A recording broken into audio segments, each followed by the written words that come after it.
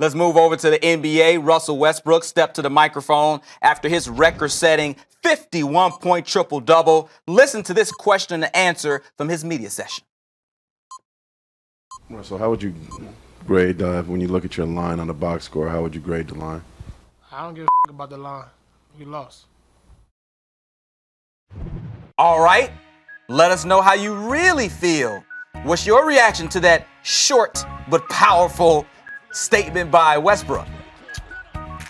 A lot of things. A lot is said in just those short words. Okay. First, I don't like profanity in the public eye when you make a lot of money and there are millions of kids that idolize you because you get to play a game that you That's love. emotion, though, right? Yeah, I understand, but you can show emotion without using the S and F word. I do think that this has been a cool season. I think both of us would agree. We've enjoyed this season, right? I know you've loved the MVP discussion with he and the guy that he's been facing against. And their team and Harden has won out in both of these games. Over the course of 4 quarters, the team's balance in Houston was what led to this victory. And I think Westbrook has frustrations on a lot of regards. Is he monopolizing too much, and is that setting them back?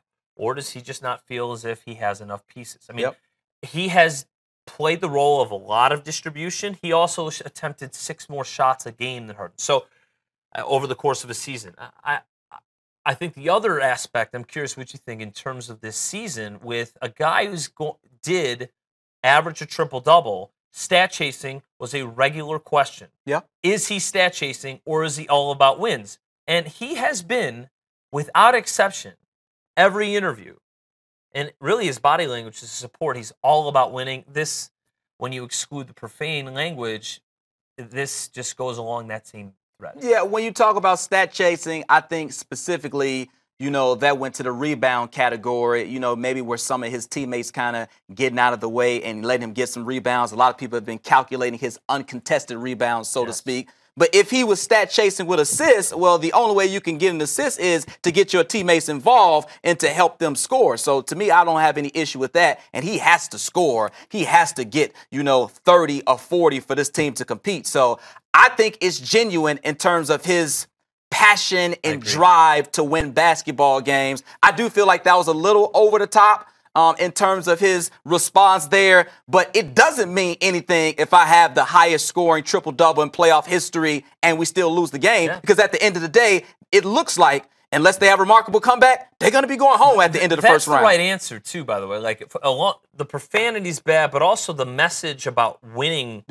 that's a good message to kids. Obviously, sportsmanship should be first, but then, playing the game rather than your own statistics is also kind of an outside, indirect message to AAU players that want to be Russell Westbrook in 8 years. I'm curious, how do they play Houston? I think the difficulty is they have to play upbeat, have to score, but they have to. Their only scoring opportunists are big men, right? And Enes Kanter right now doesn't have the full trust of Billy Donovan to play ample minutes.